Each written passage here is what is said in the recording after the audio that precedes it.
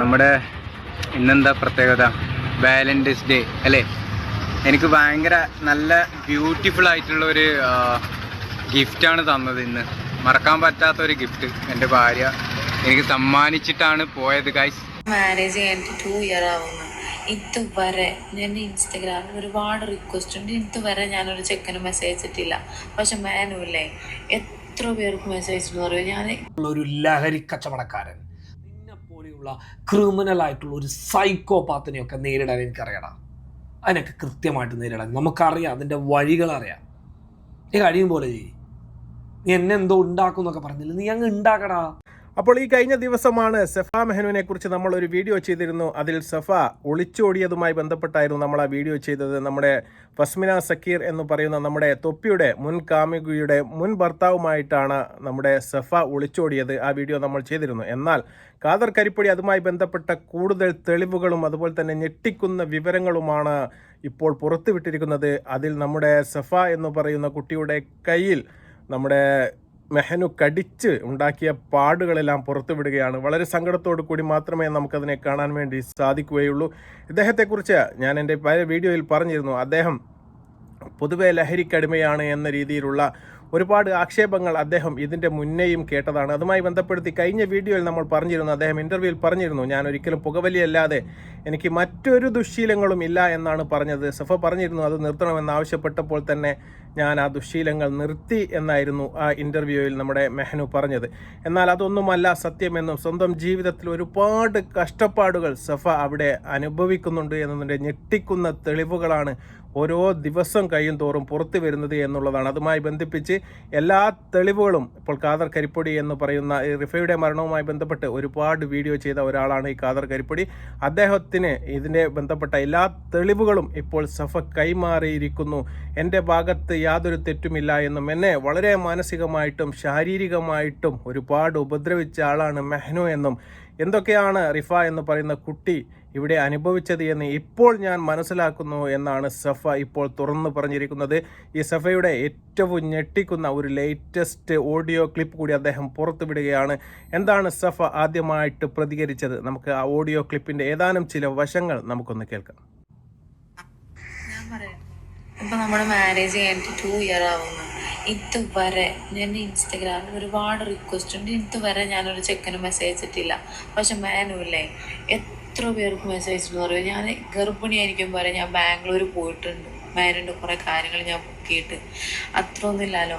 ഈ അടുത്ത് വരെ ഒരു സംഭവം മെൻ്റലി ഞാൻ അത്ര തളർന്ന് കുറേ കാര്യങ്ങളുണ്ടാകും. അപ്പോൾ ഈ ഓഡിയോ ക്ലിപ്പ് കേട്ടാൽ തന്നെ നിങ്ങൾ ഞെട്ടിത്തെറിച്ചു പോകും. മെഹനു എന്ന് പറയുന്ന ആളിൽ നിന്ന് നമ്മൾ ഒരിക്കലും പ്രതീക്ഷിക്കാത്ത ഒരു നടപടിയാണ് സഫ ഇപ്പോൾ പറയുന്നത്. കാരണം ഇദ്ദേഹത്തിന് ഇൻസ്റ്റഗ്രാമിലും മറ്റും ഒരുപാട് സ്ത്രീകളുമായിട്ട് ബന്ധമുണ്ട് എന്നാണ് പറയുന്നത്. അതുപോലെ തന്നെ പ്രഗ്നൻ്റ് ആയിരിക്കുന്ന സമയത്ത് പോലും അദ്ദേഹത്തിൻ്റെ കാമുകിയുമായി ബന്ധപ്പെട്ട് ബാംഗ്ലൂർ വരെ പോയിട്ട് അന്വേഷണം നടത്തി തിരിച്ചു വരേണ്ട ഗതികേട് തനിക്കുണ്ടായി എന്നാണ് സഫ പറയുന്നത്. ഒരിക്കലും അദ്ദേഹത്തിൻ്റെ ക്യാരക്ടർ ക്ലിയർ ആയിരുന്നില്ല എന്നും അദ്ദേഹത്തിന് ചില പ്രശ്നങ്ങൾ ഉണ്ട് എന്ന് വ്യക്തമാക്കുന്നത് തന്നെയാണ് ഇപ്പോൾ സഫ പുറത്തുവിട്ടിരിക്കുന്ന ഓഡിയോ ക്ലിപ്പിൻ്റെ ഏതാനും പൂർണ്ണ രൂപം. തീർച്ചയായിട്ടും ഇനി ദിവസങ്ങളിൽ പുറത്തു വരുന്നതായിരിക്കും. പക്ഷേ ഞെട്ടിക്കുന്ന വിവരങ്ങൾ തന്നെയാണ് ഓരോ ദിവസം കഴിയുമ്പോഴും നമ്മുടെ മെഹനുവിനെ കുറിച്ച് പുറത്തേക്ക് വരുന്നത്. അദ്ദേഹത്തിന് പരസ്ത്രീ ബന്ധം ഉണ്ട് എന്ന് തെളിയിക്കുന്ന രീതിയിലുള്ള ഓഡിയോ ക്ലിപ്പ് തന്നെയാണ് ഇത് എന്നും ഇതിൻ്റെ പൂർണ്ണ അധികാരം തനിക്കാണ് എന്നും എല്ലാ കാര്യങ്ങളും ഞാൻ വരും ദിവസങ്ങളിൽ പുറത്തു പറയുമെന്നും കൂടി സഫ പറഞ്ഞു വെക്കുകയാണ്.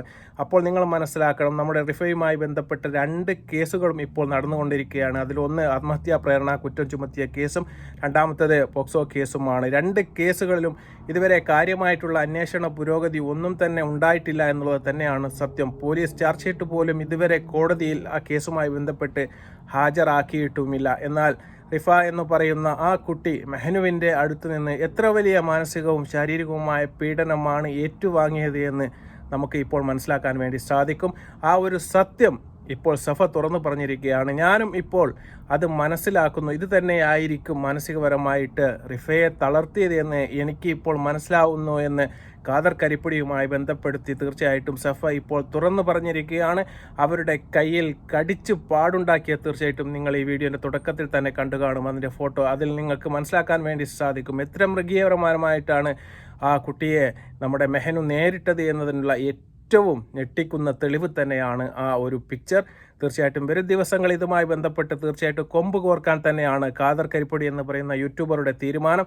ഏതായാലും ഖാദർ കരിപ്പൊടി നമ്മുടെ മെഹനുവിന് കൊടുക്കുന്ന മറുപടിയുടെ ഏതാനും ചില വശങ്ങൾ നമുക്കൊന്ന് കാണാം. നിങ്ങൾക്ക് ഇവിടെ കാണാൻ വേണ്ടി പറ്റും. എനിക്കെതിരെ ഒരുപാട് വെല്ലുവിളികൾ ഇവ നടത്തുക. എന്നെ അത് ചെയ്യും, എന്നെ ഇത് ചെയ്യും. നീ കഴിയും പോലെ ചെയ്യടാ. നിന്നെപ്പോലെയുള്ള ഒരു ലഹരി കച്ചവടക്കാരൻ, നിന്നെപ്പോലെയുള്ള ക്രിമിനലായിട്ടുള്ള ഒരു സൈക്കോപാത്തിനെയൊക്കെ നേരിടാൻ എനിക്കറിയടാ. അതിനൊക്കെ കൃത്യമായിട്ട് നേരിടാൻ നമുക്കറിയാം, അതിൻ്റെ വഴികളറിയാം. നീ കഴിയും പോലെ ചെയ്യ്. നീ എന്നെ എന്തോ ഉണ്ടാക്കും എന്നൊക്കെ പറഞ്ഞില്ല, നീ അങ്ങ് ഉണ്ടാക്കടാ. നിന്നെ ആർക്കാ പേടി? ഈ 4 കൊല്ലം ഞാൻ നിന്നെ പേടിച്ചാ. നമ്മളൊക്കെ ഇറങ്ങേണ്ട പോലെ ഇറങ്ങിയാ മോനെ, നീ ഒന്നും മൂട്ടിൽ നിൽക്കില്ല. ഈ മീഡിയയിലുള്ള ഒരു മുഖത്തിനപ്പുറത്ത് വേറെയും ഉണ്ട്. ചില കാര്യങ്ങൾ നേരിടേണ്ടതുപോലെ നേരിടാൻ അറിയുന്ന ആളുകളും ഒക്കെ തന്നെയാണ് ഞങ്ങൾ. അത് ഏത് രീതിയിൽ കൈകാര്യം ചെയ്യണമെന്ന് വ്യക്തമായിട്ടറിയാം. ഈ മീഡിയയിലുള്ള ഫേസ് വെച്ചിട്ട് നീ എന്നെ അളവ് കോലിട്ട് അളക്കാൻ നിൽക്കണ്ട മാനാസേ. എനിക്കറിയാം എങ്ങനെ നിൻ്റെയൊക്കെ ഇത്തരം നാറിത്തരത്തെ കൈകാര്യം ചെയ്യേണ്ടതെന്ന്. വൃത്തികേട് കാണിക്കുന്നു. എന്നിട്ട് അവൻ ചോദിക്കുക, ഞങ്ങളിങ്ങനായ ഞങ്ങളല്ലോട് ഒരു കുട്ടിയുടെ ജീവനാണ് നഷ്ടപ്പെട്ടത്, നീയൊക്കെ കാരണം.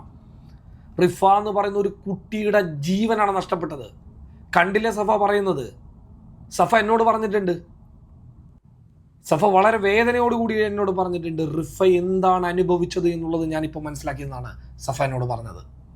അപ്പോൾ ഈ ഓലപ്പാമ്പ് കാണിച്ചൊന്നും തന്നെ പേടിപ്പിക്കണ്ട എന്നും തന്നെ നേരിടാൻ എനിക്ക് നന്നായിട്ട് അറിയാമെന്നാണ് ഖാദർ കരിപ്പൊടി പറയുന്നത്. എനിക്ക് ഈ ഫേസ്ബുക്കിനും അതുപോലെ തന്നെ ഇൻസ്റ്റയ്ക്കും അതുപോലെ തന്നെ യൂട്യൂബിനും മുമ്പിലുള്ള ഫേസ് അല്ലാതെ മറ്റൊരു ഫേസ് ഉണ്ട് എന്നും ഞാൻ പുറത്തേക്ക് ഇറങ്ങിയാൽ അതിനൊന്നും എനിക്ക് യാതൊരു മടിയുമില്ല എന്നാണ് ഖാദർ കരിപ്പൊടി പറയുന്നത്. അതുപോലെ തന്നെ ഒരു ഇൻ്റർവ്യൂവിൻ്റെ ഇടയ്ക്ക് നമ്മുടെ മെഹനാസിനോട് ചോദിക്കുന്നുണ്ട്, ഈ ജയിലിൽ പോയ സമയത്ത് 2-3 മാസം അദ്ദേഹം ജയിലിൽ കിടന്നിരുന്നു. ആ സമയത്ത് ജയിലിൽ കിടക്കുന്ന മറ്റൊരാൾ അദ്ദേഹത്തോട് ചോദിച്ചു, ഞാൻ വിചാരിച്ചത് നിങ്ങൾ ഫുൾ MDMA ആണ് എന്നാണ്, പക്ഷേ ഈ 2 മാസം ജയിലിൽ ഏതായാലും ഇതൊന്നും കിട്ടുകയില്ലല്ലോ. ഈ കോലവും ഈ താടിയും എല്ലാം കണ്ടതിന് ശേഷം ഇപ്പോഴും നിങ്ങളുടെ സ്വഭാവത്തിൽ യാതൊരു മാറ്റവുമില്ല.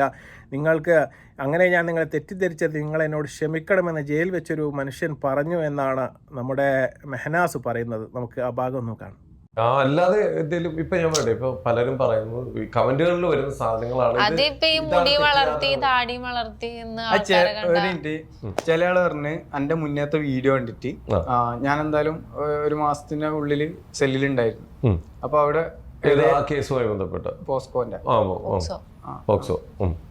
അപ്പൊ അതിന്റെ സെല്ലിന്റെ അകത്ത് നിൽക്കുന്ന ഒരു കുറെ ഏകദേശം ആൾക്കാർക്ക് എന്നെ അറിയാം. അപ്പൊ എല്ലാരും എന്നെ നല്ല രീതിക്ക് എന്താ പറയാ, ഒരു ഞാൻ അറിയുന്ന ആള്, നിന്റെ ഫോട്ടോ എല്ലാവരും പത്രത്തിൽ വന്നൊരു ഫോട്ടോ കാണിച്ചു തരും. എന്നിട്ട് എന്നെ ഭയങ്കര നല്ല രീതിയിൽ സംസാരം ഇതാക്കിയും.